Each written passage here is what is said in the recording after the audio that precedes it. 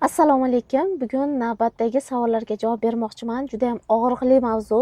Juda ham ko'p ayol qizlarimizni aynan erkak bo'lib qolishlari, erlar bilan munosabatda, farzandlari bilan munosabatda, dunyo bilan, pul bilan munosabatda aynan qiyinchilik paydo bo'lishining eng asosiy sabablaridan biri bo'lgan muhim travma bu. Bir obunachimizdan kelgan. Mani bolaligimda san almashib qolgansan degan gaplari yana xohlagandek o'zimga pul ishlatmaganim hozirgacha og'riq beryapti. Aynan shu darsni olib og'riqlarga yechim topishni xohlayman. Inshaalloh nasib. Ya'ni bu bolalik travmalar kursimiz haqida edi. Xo'p, farzandni almashib qolgansan deb gapirilishi bu bola uchun bilasizmi nima qanaqa og'riq bo'ladi?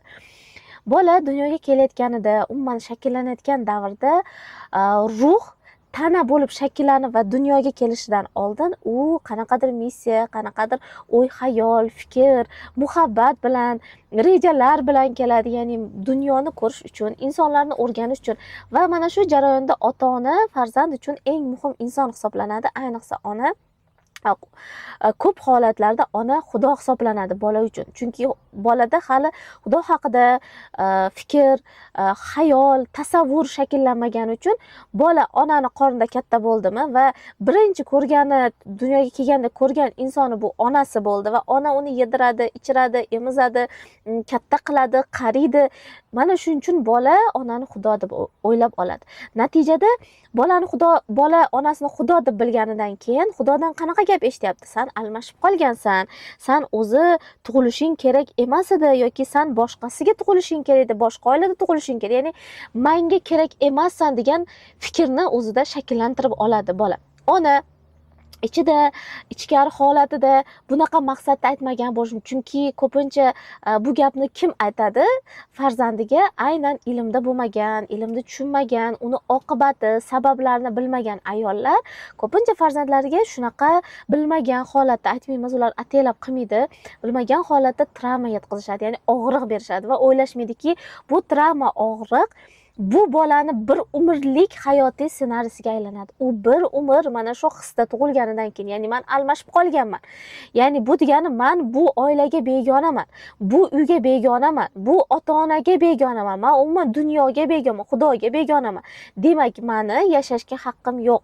Ya'ni meni yaxshi yashashga, komfortda yashashga, bemalol yashashga, chunki inson begona deb hisoblangan davra, begona hisoblangan insonlarning ichida o'zini diskomfort his qiladi.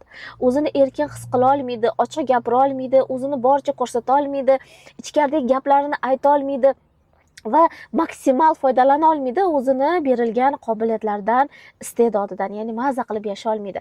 Va bu travma bilan tug'ilgan bola, mana shunday katta bo'lgan bola keyinchalik butun hayotida boshqalar bilan munosabatga kirishga qiynaladi. Ya'ni u begona, ya'ni men unga begonaman deydi. O'zini oilasiga qadrsiz, keraksiz deb his qilgan va begona deb his qilgan ayollar, u erkaklar ham keyinchalik turmush o'rtoqlari bilan doimiy begonalik hissi bo'ladi.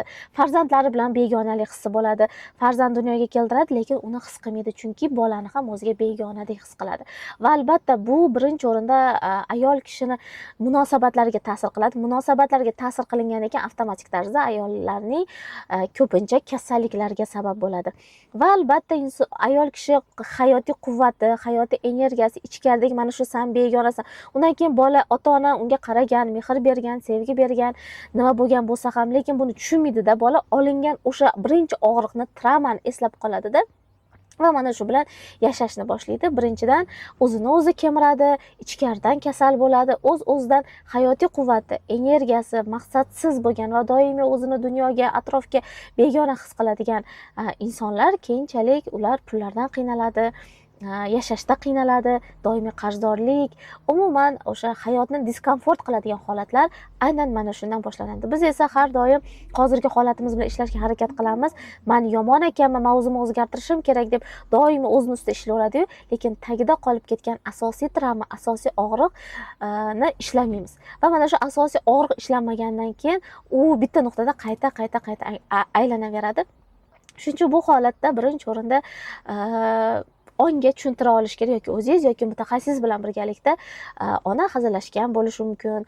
Ona begona haqiqatdan adashib qolgan bo'lsa ham, misol uchun bola haqiqatdan boshqa bola almashib qolgan bo'lsa ham, lekin bu ota-ona uni qabul qilganini, sevgida katta qilganini, voz kechmaganini, ko'chada qoldirmaganini yoki detdomlarga berib yubormaganini, uni muhabbat bilan qabul qilib, uni tarbiyalab shu yoshgacha kirgizganini ong osti tushunib yetsa, ha, bola bu narsani normal qabul qilsa va sevgida qabul qilsa, bu insonning hayotida, real hayotida haqiqiy o'zgarishlar bo'ladi. Shuning uchun psixologik terapiyalar, psixologik meditatsiyalar, ayniqsa hozirgi kunda ko'p tarqalayotgan rastanovkalar orqali bolaga, o'sha odamni bolachasiga shu narsa tushuntiriladi va u dunyoni qabul qiladi, dunyoga begona emasligini his qilishni boshlaydi. Sizga esa maslahatim, siz begona emassiz, chunki bu dunyoda hammamiz bir-birimizga tanishmiz, bir-birimizga aka-singilmiz, bir-birimizga yaqinmiz. Buni qachonki ongingiz tushunib yetganda, hozirgi hayotingizda chiroyli o'zgarishlar bo'ladi inshaalloh.